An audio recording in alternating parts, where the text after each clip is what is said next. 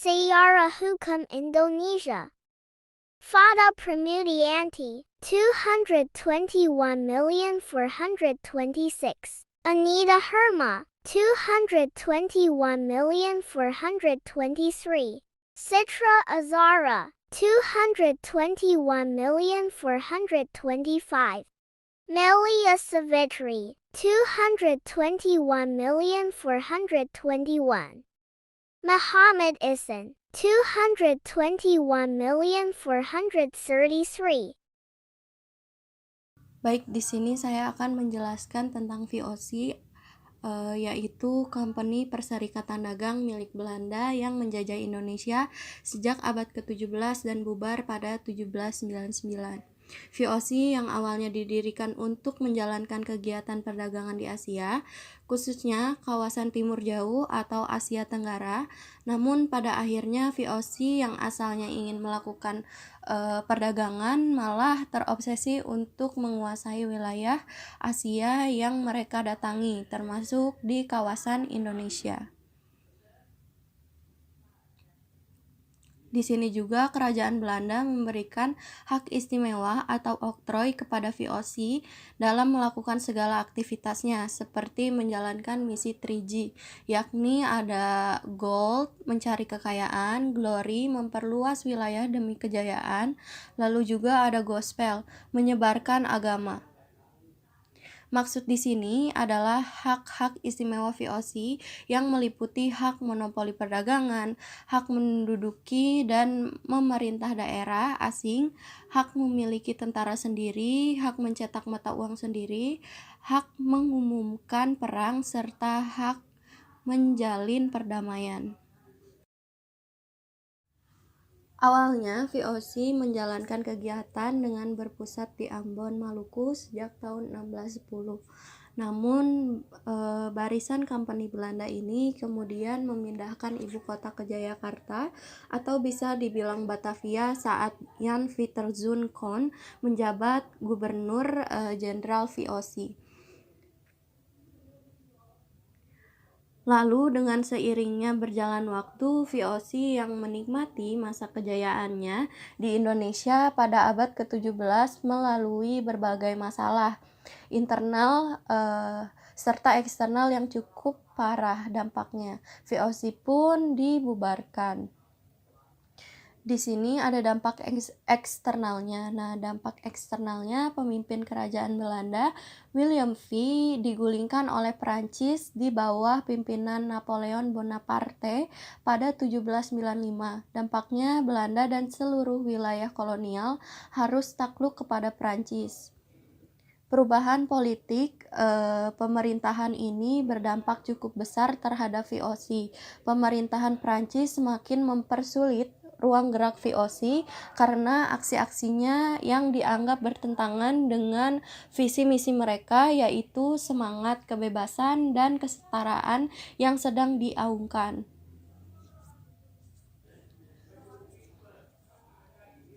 Lalu di sini juga ada dampak internal korupsi yang mencapai tingkat parah dan akut dari pegawai rendah sampai pejabat tinggi. Ini adalah penyebab paling utama VOC dibubarkan. Hutang yang semakin membengkak, lalu ada tingkah laku pegawai yang saling menjatuhkan, lalu juga pendapatan yang semakin menipis karena hak istimewa untuk VOC dihapus.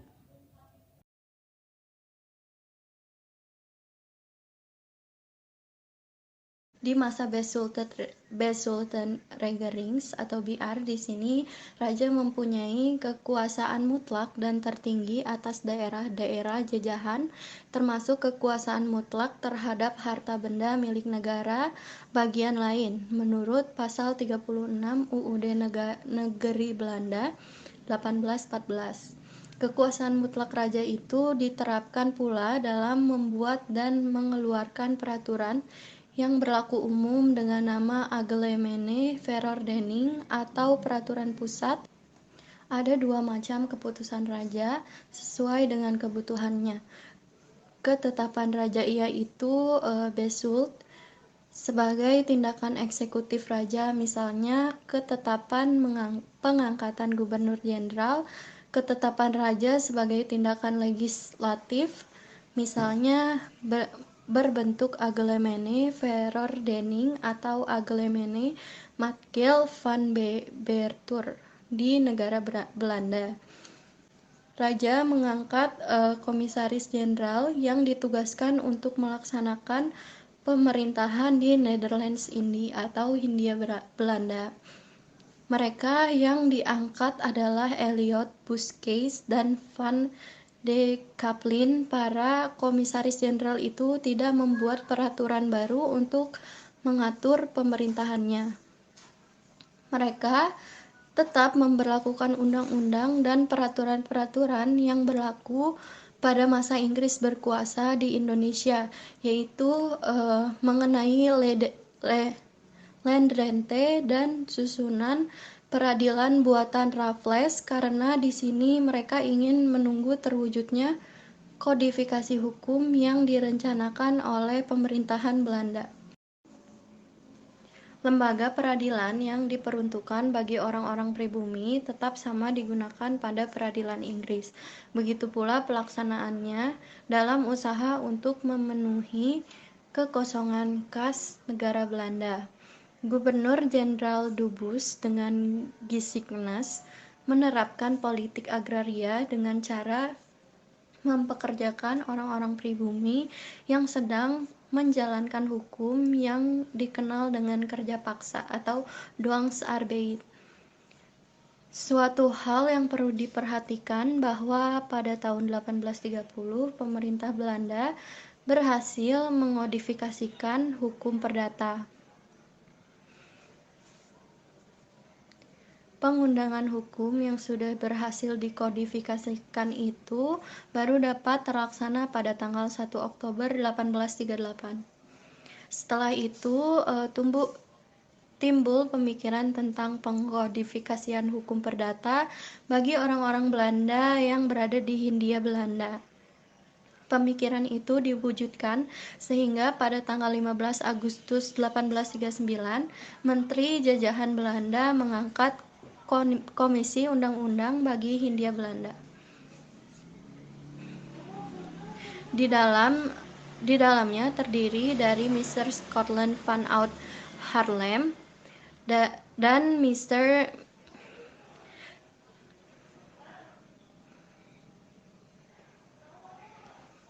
Di dalamnya terdiri dari Mr. Scotland van Oud Haarlem dan Mr. G. Skettner serta Mr. G. Eva van Ness sebagai anggota. Beberapa peraturan yang berhasil ditangani oleh komisi itu disempurnakan oleh Mr. Whicher. Perkenalkan, nama saya Fata Pramudianti dengan NPM 22126. Saya akan menjelaskan Regeringsreglement 1855-1926. Pada tahun 1848 terjadinya perubahan Grand atau UUD di negara Belanda. Perubahan UUD negeri Belanda ini mengakibatkan terjadinya pengurangan terhadap kekuasaan raja karena Staten General atau parlemen campuran tangan dalam pemerintah dan perundang-undangan jajahan Belanda di Indonesia. Perubahan penting yang berkaitan dengan pemerintahan dan perundang-undangan dengan dicantumkannya pasal 59 ayat 1, 2, dan 4, kekuasaan raja terhadap daerah jajahan menjadi berkurang. Peraturan yang menata daerah jajahan tidak semata-mata ditetapkan oleh raja dengan Koninklijke Besluitnya, tetapi ditetapkan bersama oleh raja dengan parlemen, sehingga sistem pemerintahannya berubah dari monarki konstitusional menjadi monarki parlementer. Peraturan dasar yang dibuat bersama oleh raja dengan parlemen untuk mengatur pemerintahan daerah jajahan di Indonesia adalah Regeringsreglement atau RR. RR ini berbentuk undang-undang yang diundangkan melalui Stadblad 1855 nomor 2 yang isinya terdiri atas 8 bab dan 130 pasal yang mengatur tentang pemerintahan di Hindia Belanda. Sehingga RR ini dianggap sebagai undang-undang dasar pemerintahan jajahan Belanda. Politik hukum pemerintahan Belanda yang mengatur tentang tata hukum dicantumkan pada pasal 75 RR dan asasnya sama sebagaimana termuat dalam pasal 11 AB, yaitu dalam menyelesaikan perkara, perdata hakim diperintahkan untuk menggunakan hukum perdata Eropa bagi golongan Eropa dan hukum perdata adat bagi orang bukan Eropa. Selanjutnya, RR mengalami perubahan pada tahun 1920 pada pasal tertentu, sehingga dinamakan RR baru yang berlaku sejak tanggal 1 Januari 1920 sampai tahun 1926. Golongan penduduk dalam pasal 75 RR itu diubah dari 2 golongan menjadi 3 golongan, yaitu golongan Eropa, golongan Timur Asing, dan golongan Bumi Putra atau pribumi. Pada masa berlakunya RR telah berhasil diundangkan kitab-kitab hukum, yaitu yang pertama ada Kitab Hukum Pidana untuk golongan Eropa melalui Stadblad 1866 nomor 55 sebagai hasil sanduran dari kode penal yang berlaku di Belanda pada waktu itu. Ada yang kedua, Algemeen Politie Staatsreglement sebagai tambahan kitab hukum pidana untuk golongan Eropa tahun 1872 nomor 85 yang isinya hampir sama dengan kitab hukum pidana Eropa tahun 1866. Yang ketiga ada Politie Staatsreglement bagi orang bukan Eropa melalui Stadblad 1872 nomor 111. Ada yang keempat, ada Wetboek van Strafrecht diundangkan pada tahun 1915 dengan Stadblad 1915 nomor 732 di Hindia Belanda dalam suatu kodifikasi yang berlaku bagi semua golongan penduduk mulai tanggal 1 Januari 1918. Yang selanjutnya ada materi Indie Staatsregeling. Di masa penjajahan Belanda, sistem konstitusi di Hindia Belanda mengacu pada Indie Staatsregeling atau yang biasa disebut IS. Berlaku pada pasal 131 dan pasal 163 pada IS merupakan salah satu faktor yang melahirkan pluralisme hukum di bidang keperdataan, khususnya hukum waris. Dalam pasal 163 IS, Belanda mengatur pergolongan penduduk yang ada di Hindia Belanda. Saat itu, Indonesia atau Hindia Belanda belum menjadi negara yang berdaulat, tetapi masih menjadi negara koloni Belanda. Karenanya, Hindia Belanda saat itu belum mengenal istilah warga negara. Ada 3 golongan penduduk berdasarkan pasal yang sudah disebut tadi. Golongan pertama adalah golongan kulit putih atau masyarakat Eropa dan masyarakat yang dipersamakan dengan orang Eropa. Golongan kedua adalah Timur Asing Cina dan Timur Asing lainnya. Serta golongan ketiga adalah kelompok Bumi Putra atau pribumi asli Nusantara. Pembagian golongan penduduk yang tadi telah dijelaskan juga diikuti dengan pemberlakuan kaidah hukum sesuai dengan golongannya. Penjelasan ini bermaktub pada pasal 131 IS. Ketentuan hukum waris juga mengikuti kaidah hukum berdasarkan golongan penduduk. Golongan Eropa dan yang dipersamakan notaben mendapat eksklusivitas pemerintah kolonial. Ketentuan hukum warisnya mengacu pada kitab Burgerling Wetboek atau yang disebut sebagai WB. Acuan kitab BW juga berlaku bagi golongan Timur Asing Cina dan Timur Asing lainnya. Selain itu, golongan ini juga dipersilakan untuk mengadopsi hukum adat masing-masing, seperti hukum adat dari Cina atau hukum adat dari India. Pemberlakuan hukum ada juga berlaku bagi golongan Bumi Putra. Karena banyaknya lingkungan adat, maka diberlakukan hukum adat masing-masing. Aturan peninggalan era kolonialisme tersebut menyisakan pengaturan hukum waris di Indonesia hingga saat ini. Profesor Eman menjelaskan, dewasa ini hukum waris di Indonesia masih menganut pada 3 sistem, yaitu hukum waris berdasarkan BW, hukum waris menurut hukum adat sebagai kearifan lokal, serta hukum waris menurut agama. Sekian dari saya, akan dilanjut oleh rekan saya. Assalamualaikum warahmatullahi wabarakatuh. Nama saya Melia Safitri dengan NIM 22141. Di sini saya akan menjelaskan tentang Osamu Seire. Peraturan-peraturan yang digunakan untuk mengatur pemerintah di wilayah Hindia Belanda dibuat dengan dasar Gun Seire melalui Osamu Seire.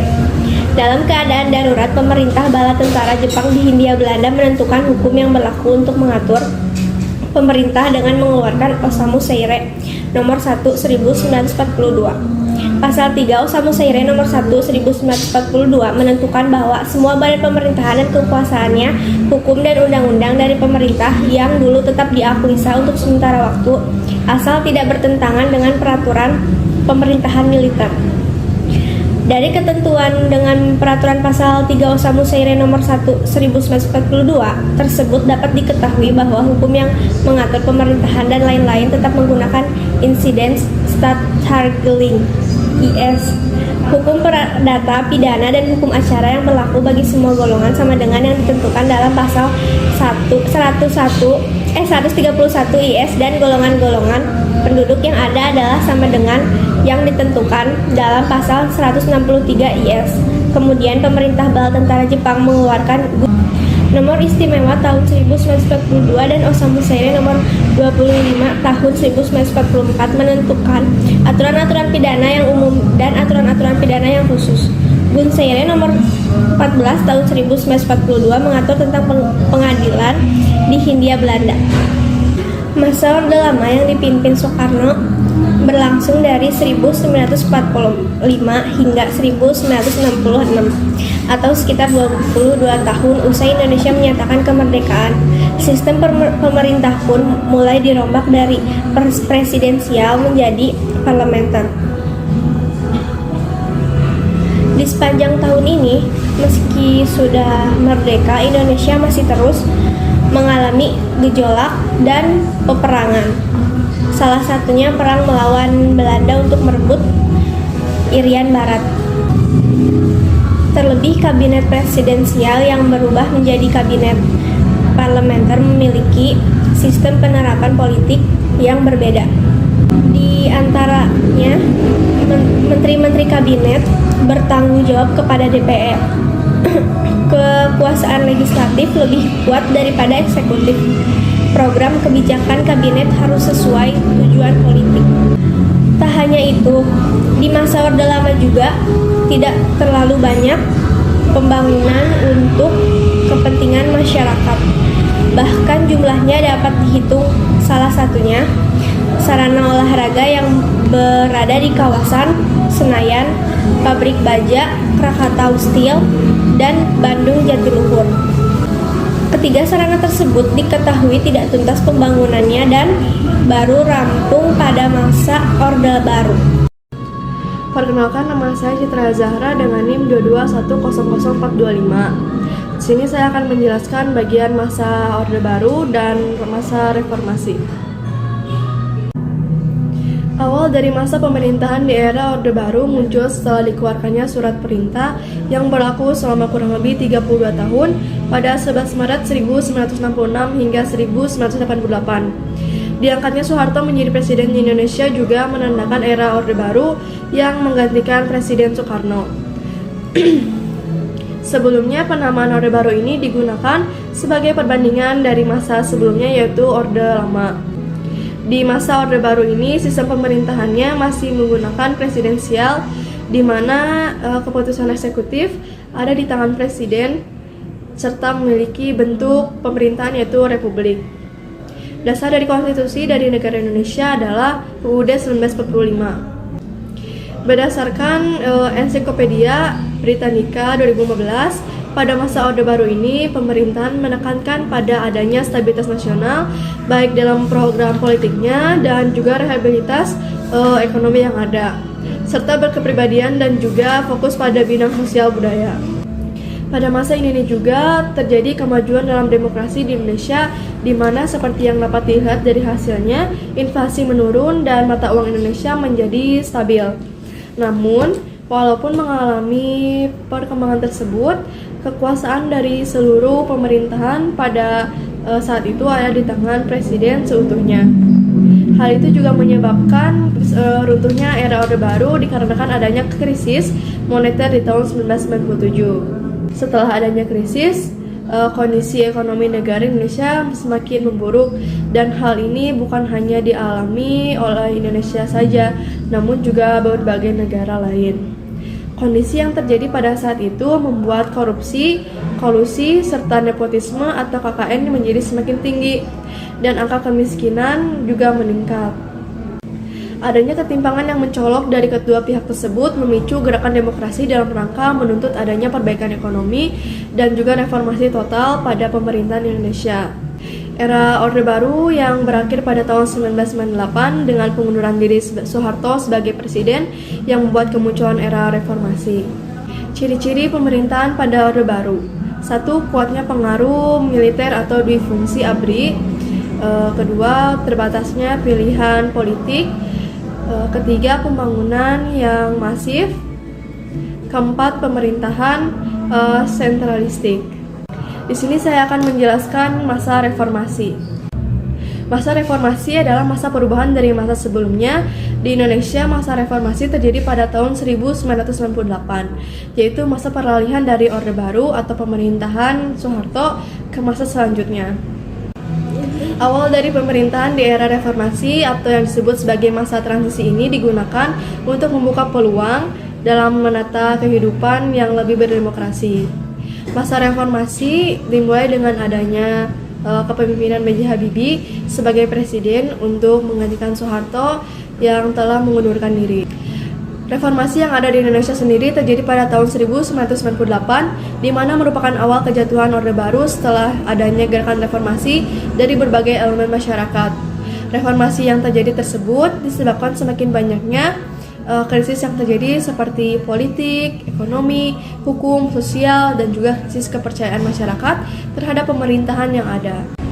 Hal ini dikarenakan kegiatan ekonomi maupun pembangunan infrastruktur yang dilakukan pada saat itu tidak diimbangi dengan adanya pembentukan mental para pelaksana pemerintahannya yang membuat banyaknya terjadi penyelongan, penyimpangan pemerintahan yang otoriter dan juga yang terbesar KKN. Pada masa reformasi ini, B.J. Habibie membuat reformasi berskala besar pada sistem pemerintahannya. Sistem tersebut dijalankan dengan adanya keterbukaan dan nilai demokrasi yang lebih ditonjolkan. Pada masa ini juga partai politik independen yang ada tidak lagi dipengaruhi oleh kekuasaan birokrat militer. Di era reformasi ini juga diperberdayakan bagi masyarakat sipil dengan penyampaian informasi yang dilakukan secara transparan. Hal ini ditandai dengan adanya pemilu atau proses pemilihan secara langsung untuk presiden dan wakil presiden, kepala daerah, serta anggota Dewan Perwakilan Rakyat atau DPR. Pemilihan umum tersebut pertama kali dilaksanakan secara langsung pada tahun 2004. Demokrasi yang ada pada saat itu kemudian berkembang dengan adanya kesadaran masyarakat dalam kehidupan perpolitikan nasional. Tujuan adanya masa reformasi yaitu satu, dengan adanya masa reformasi ini digunakan untuk menata kembali segala struktur pemerintahan dan kenegaraan, termasuk di dalamnya yaitu perundang-undangan serta konstitusi yang menyimpang dari tujuan yang ingin dicapai serta cita-cita yang diharapkan seluruh masyarakat Indonesia. Kedua, dengan adanya masa reformasi diharapkan melakukan perubahan serius secara bertahap dalam menemukan berbagai nilai baru dalam kehidupan masyarakat, berbangsa, dan juga bernegara. Ketiga, yaitu dengan adanya masa reformasi diharapkan adanya perbaikan dalam berbagai bidang kehidupan yaitu politik, ekonomi, sosial, budaya, serta penahanan dan keamanan. Terakhir, dengan adanya masa reformasi diharapkan dapat menghapus dan menghilangkan berbagai kebiasaan dan cara hidup masyarakat Indonesia yang tidak sesuai dengan hukum. Yang ada seperti KKN, kekuasaan yang otoriter, segala penyimpangan yang terjadi, dan penyelewengan oleh oknum tidak bertanggung jawab. Ya, mari kita masuk ke bab Kabinet Indonesia Bersatu 1 dan 2. Kabinet Indonesia Bersatu merupakan kabinet pemerintahan dibentuk di bawah kepresidenan Susilo Bambang Yudhoyono atau SBY dan wakilnya yaitu Yusuf Kala. Kabinet Indonesia Bersatu memiliki 2 periode yaitu dari 2004 sampai 2009 dan 2009 sampai 2014. Proses penyusunan kabinet tersebut, sewaktu menjabat kepada Presiden RI, ia kembali memanggil para calon kabinet ke kediamannya di Cikes dan Bogor. Pemanggilan ini guna menguji kepatutan dan kelayakan serta penandatanganan fakta integritas dan kontrak politik. Sebagai tambahannya, pada masa penyusunan Kabinet Indonesia Bersatu 1 dan 2 diberlakukan tes kesehatan sebagai salah satu syarat yang harus dipenuhi oleh para calon. Program kerja pada kabinet ini ada 45, akan tetapi yang diprioritaskan ada 15, yaitu pertama pemberantasan mafia hukum, revitalisasi industri, pertahanan, penanggulangan terorisme, peningkatan daya listrik di seluruh Indonesia, meningkatkan produksi dan ketahanan pangan, revitalisasi pabrik pupuk dan gula, pembenahan penggunaan tata ruang, pembangunan infrastruktur, meningkatkan kewirausahaan dan pengembangan UMKM melalui kredit usaha rakyat atau KUR, mobilisasi sumber pembiayaan di luar APBD atau APBN, mengelola perubahan iklim dan lingkungan hidup, reformasi kesehatan, reformasi pendidikan dengan menyambungkan atau mencegah mismatch antara SDM yang dihasilkan oleh lembaga pendidikan dan lembaga pelatihan dengan keperluan pasar tenaga kerja, peningkatan kesiagaan penanggulangan bencana, dan terakhir sinergi pusat dan daerah.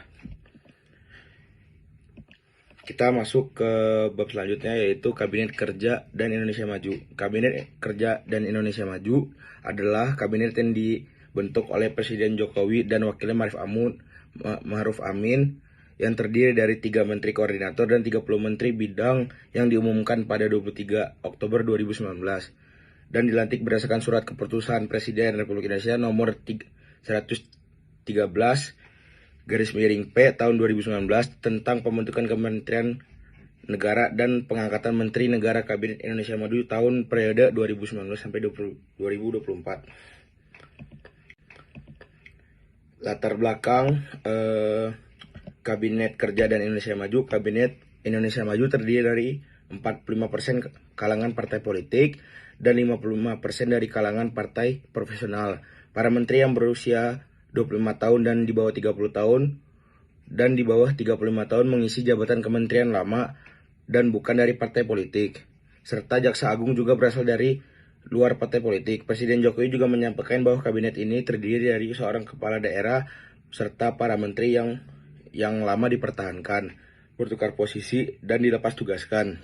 Sewaktu Kabinet Indonesia Maju dilantik, Presiden Jokowi dengan tegas berpesan kepada menteri yang terpilih, salah satunya untuk tidak korupsi. Program kerja pada Kabinet Indonesia Kerja dan Indonesia Maju yaitu pengembangan kualitas SDM dengan cara-cara baru, termasuk melanjutkan reformasi birokrasi. Kedua, pembangunan infrastruktur yang penting untuk mendorong pariwisata dan perekonomian, serta menciptakan peluang kerja yang baru. Ketiga, penyederhanaan berbagai regulasi dan melakukan berbagai deregularisasi. Keempat, penyederhanaan birokrasi eselon dan disederhanakan proses kerja dipersingkat. Terakhir, transformasi ekonomi Indonesia tidak bisa terus bergantung pada kekayaan alamnya. Perekonomian juga harus berbasis SDA yang harus bisa bersingkat. Terakhir, transformasi ekonomi Indonesia tidak bisa terus bergantung pada kekayaan alamnya. Perekonomian juga harus berbasis SDA yang harus bisa bertransformasi berbasis manufaktur yang membawa manfaat ekonomi yang tinggi demi kemakmuran bangsa Indonesia dan keadilan sosial bagi seluruh rakyat Indonesia. Sekian terima kasih. Ada Perdanayan.